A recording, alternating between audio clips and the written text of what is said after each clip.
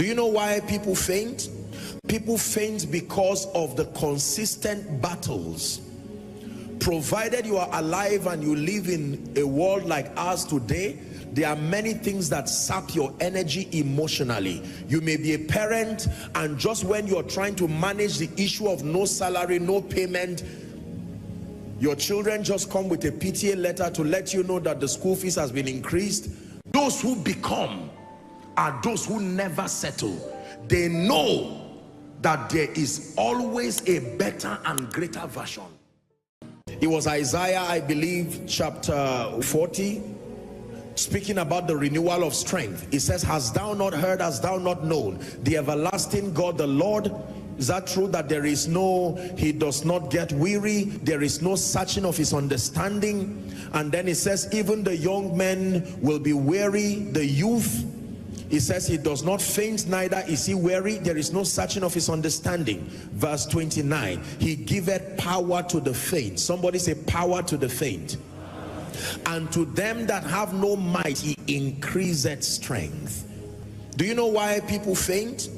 People faint because of the consistent battles.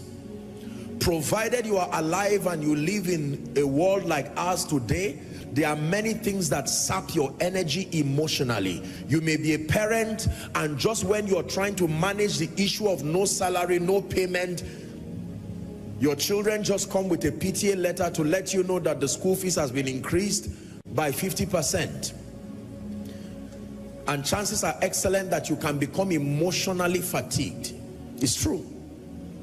The Bible says, a merry heart doeth good like medicine. It says, but a broken spirit can dry up the bones.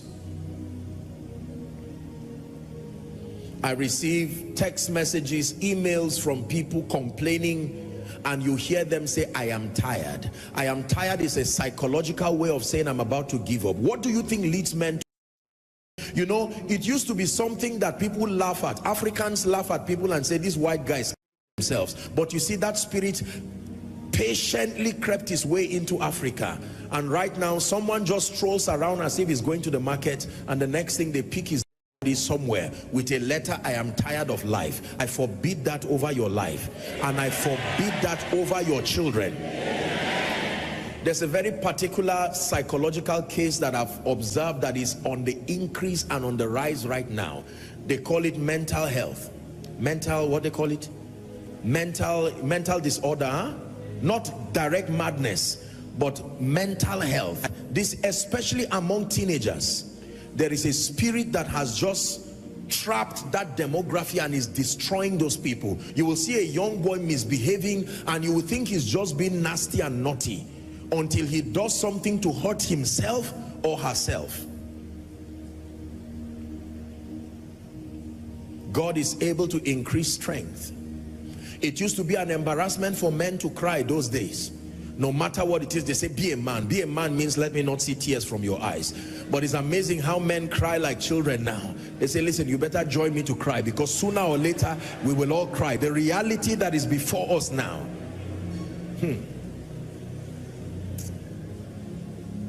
The concept of be a man has become obsolete because the vicissitudes of life have beat down even the strongest of men to become like children. After all, Jesus wept. That is comforting for someone who has been crying. The balance is that he did not weep forever. The Bible already says, weep not. Weep not. The current speakings of God is that you weep not, because the Lion of the tribe of Judah has prevailed, and he is worthy to open the book and unlock the scrolls. And for someone who came here weeping, God has given us a beautiful handkerchief to wipe those tears forever. But I submit to you that men and women alike can become overwhelmed by the situations of life. Rent issue plus health issue plus causes plus the wickedness of men. Are we together? Plus all kinds of prejudices that come with this life can equal breakdowns of any sort. And sometimes, even if you are Jesus, you may be overwhelmed and find yourself crying. Strength. How about revival? There are people who are saying, I'm not here for healing. My spiritual life has gone as low as it can get. Prayer, 0. Fasting, 0. Word study, 0. Commitment towards spiritual things, 0. Passion for the house of God, 0. Love for the brethren, 0. You are in desperate need for revival. What does it mean to revive? To revive means to bring back to a position of stature, stability, and vitality. Transformation. There are many believers who are in need, desperate need for transformation. Transformation is what sponsors becoming Christ-like. There are many people who are saved, and it's only because you saw them come to the frontier. There's no other evidence in their lives that they've met Jesus. Every other thing looks like Satan. You are in need of transformation. The Bible says to not be conformed to this world, but to be renewed, be transformed by the renewing of your mind. Are we still together? That you may prove what is that good and acceptable and perfect will of God. Prosperity. There are people who are here and they are not hiding it. There's nothing to hide. They are here simply because they are tired of financial problems. It's as simple as that. And do not feel embarrassed that you came here because of that. Where else would you come for help? Did the Bible not say that he will send you help from his sanctuary? The house of God is a place of help. Many people laugh at the church in sarcasm and say the church cannot help people even economically. After all, what do preachers know? When you have financial problems, you need some kind of economic, intelligent perspectives. It may not be true. Not every man of God is dull. God is helping all of us. But there are people who have opened up themselves to the whole counsel of God. Make no mistakes to think that the church cannot help people to be empowered economically with the dignity of kingdom integrity. The house of God is the ground and the pillar of truth. Are we together? And like you would be learning, there is always a prophetic advantage to wealth that the world cannot give you. Yes. Wealth, I taught you last week, so do not forget the reward system of the kingdom. I have taught you series upon series on finances. We have one scheduled for this year, and I will continue to teach. But let me tell you sincerely, you want to be empowered financially, sustainably. Do not embrace value and intellectual approach to finances alone. The world is wicked. There are spirits. They don't care how economically sound you are. Samaria, I believe, had people who were economically sound, but famine still came. The world is going through the formation of another kind of financial tragedy that we hope does not bring people to their knees again. Every once in a while it happens. It's a circle. But the people that do know their God, the Bible says they shall be strong, capacity, and they shall do exploits. It says, thou hast caused men to ride upon our heads. We walk through fire and through water, but thou broughtest us into a wealthy place. Are we together? God can prosper men. God can prosper men. There is a kingdom's way of prosperity. This is not what I'm teaching. I'm just showing you the major needs of people. And I'd be lying, we both will be lying to not admit that it is one of the major issues that has brought people right now.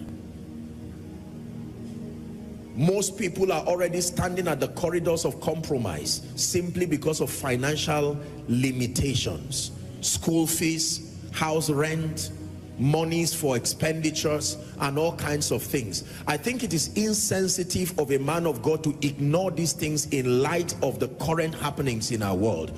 I consider it quite insensitive. Any true leader, any true shepherd that loves his people must be able to make his contribution as far as empowering the people economically is concerned. And the key is light.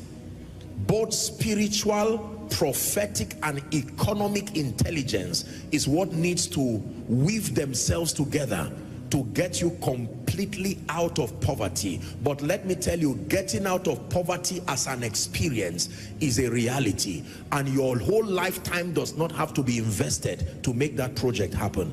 If you follow God's way, it is the way of wisdom. Many people arrogantly would not listen to the counsel of God and continue to dabble across paths that only repeat pain. Like many of you have refused to listen to God. I know what I need to do. I studied economics. I'm not insulting your pedigree, but we're talking of higher spiritual laws that produce results that can be proven here and now. My son, he says, pay attention to my words, incline your ears to my sayings. It says, do not let them depart from out of thy mouth, keep them in the midst of your heart. The Bible then says they are life, not to everybody, to those who find them, and health to their flesh. You're not empowered economically, you will live a sad life, an angry one for that matter. It will now extend to jealousy, anger, and all the negative attributes that come with lack.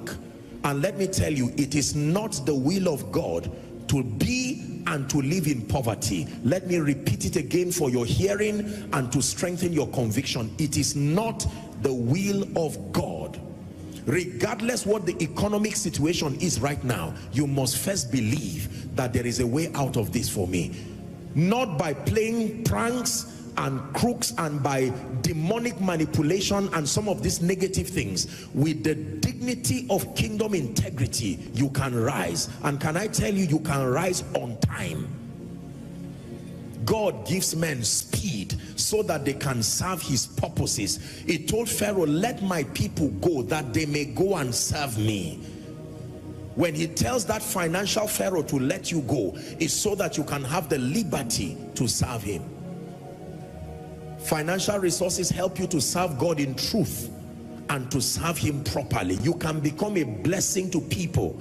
If you are healed for yourself.